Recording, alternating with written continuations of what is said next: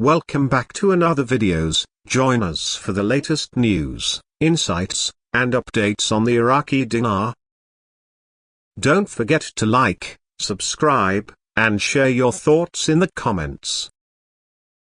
Let's explore the world of the Iraqi dinar together. The passage seems to reference a discussion about a possible petro-dinar competing with the petrodollar, likely within the context of global oil markets and currency competition.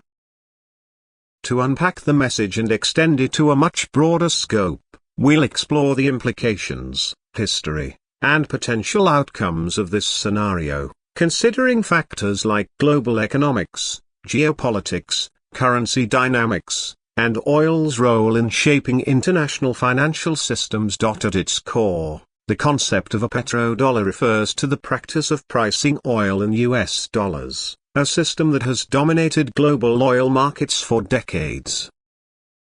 This arrangement began in the 1970s, when oil exporting countries, particularly in the Middle East, agreed to price their oil exports in dollars. In exchange, the US provided military and economic support to these countries, creating a mutually beneficial relationship.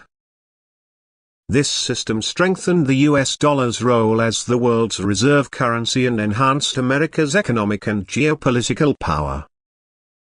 However, a growing number of countries, frustrated with their dependence on the dollar, have considered alternatives, including the creation of a petrodinar or some other currency to challenge the dollar's dominance. The suggestion of a petrodinar introduces the possibility of a new currency entering the oil market, potentially threatening the petrodollar system.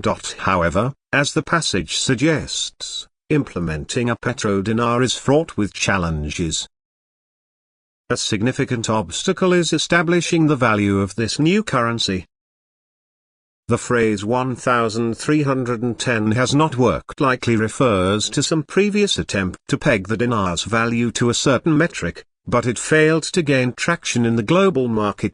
Investors and governments trust the US dollar because it is backed by the full faith and credit of the US government, which has a long history of economic and political stability. A petrodinar, on the other hand, might not enjoy the same level of trust, especially if it is associated with countries that have less stable political or economic systems. The passage also suggests that while the introduction of a petrodinar might be attempted, it could ultimately fail.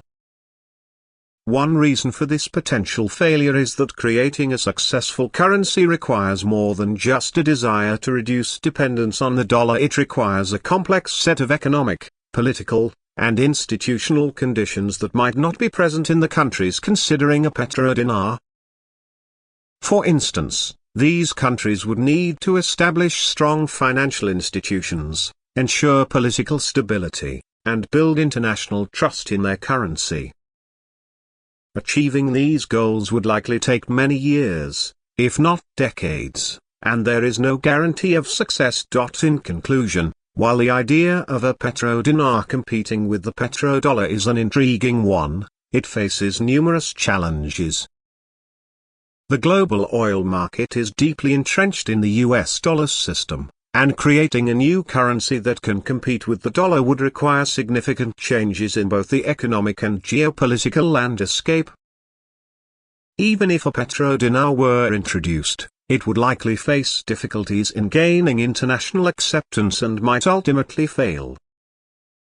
Nonetheless, the desire to reduce dependence on the dollar remains strong among some countries, and the possibility of future attempts to create alternative currency systems cannot be ruled out entirely. Thanks for watching Iraqi Dinar.